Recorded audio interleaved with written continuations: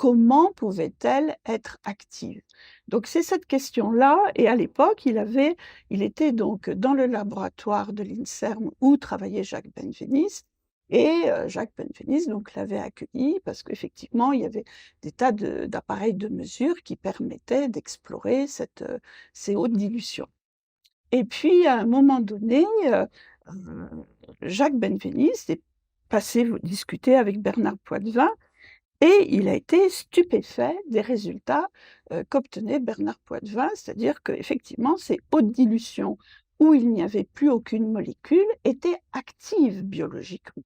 Donc à partir de là, il a pris la décision de lancer lui aussi une recherche et de vérifier ce travail que faisait Bernard Poitvin. Et il est arrivé à la même, donc à la même, au même constat et bien évidemment, il a voulu publier. Il a voulu publier, au plus haut niveau parce que pour lui, bah, ça bouleversait absolument toute la biologie et bien sûr toute la médecine. Et évidemment, à l'époque, il a écrit, tous ses articles sans aucune crainte, si vous voulez, parce qu'il était un scientifique reconnu. Il avait, déjà une notoriété complètement acquise. Il avait 350 chercheurs sous ses ordres à l'INSERM. Pour lui, ce qu'il venait de découvrir ne pouvait pas être remis en question. Donc il publie dans Nature. Et déjà, c'est très intéressant de voir que, il va au plus haut niveau. Il n'a pas de crainte, si vous voulez, de publier. Et là, par contre, suite à cette parution d'articles, il y a un contrôle scientifique qui est demandé, mais ce n'est pas un contrôle scientifique qui vient au laboratoire de l'INSERM. C'est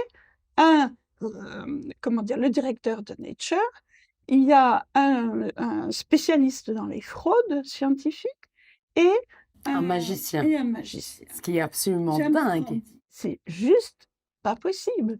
Et là, je pense que soudain, Penvélis n'a plus compris ce qui se passait. Pour lui, ça aurait été normal qu'une équipe scientifique vienne et vérifie, mais là, c'était autre chose qui se passait.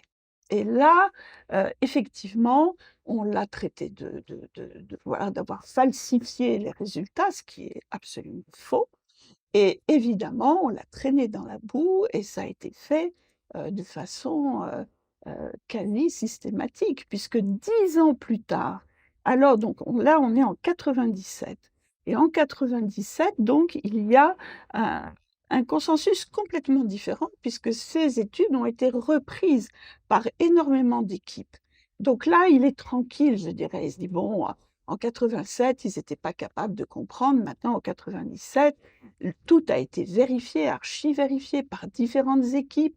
Donc là, je suis tranquille, ça va être accepté». Mais pas du tout. Là, on a assisté à une véritable levée de bouclier. Il faut voir comment les choses se sont faites. Ça a été une publication pendant trois semaines. Chaque semaine, il y avait une double page qui sortait dans Le Monde sur les travaux de Jacques Benveniste, les études, enfin tout ce qui avait été.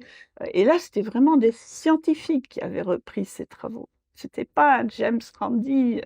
Donc là, c'était vraiment et je sais qu'on était plein d'espoir. On se disait: «Bon, c'est génial, on a attendu 10 ans, mais là, c'est bon, il y a une maturité qui s'est faite» et pas du tout et c'était les mêmes qui sont montés, au créneau, Charpak et compagnie, qui ont vraiment déversé, mais c'était presque de la haine, quoi, puisque c'est ce qui s'est passé était juste, c'était incommensurable. L'entreprise de destruction qui a été, déployée vis-à-vis de Jacques Benveniste.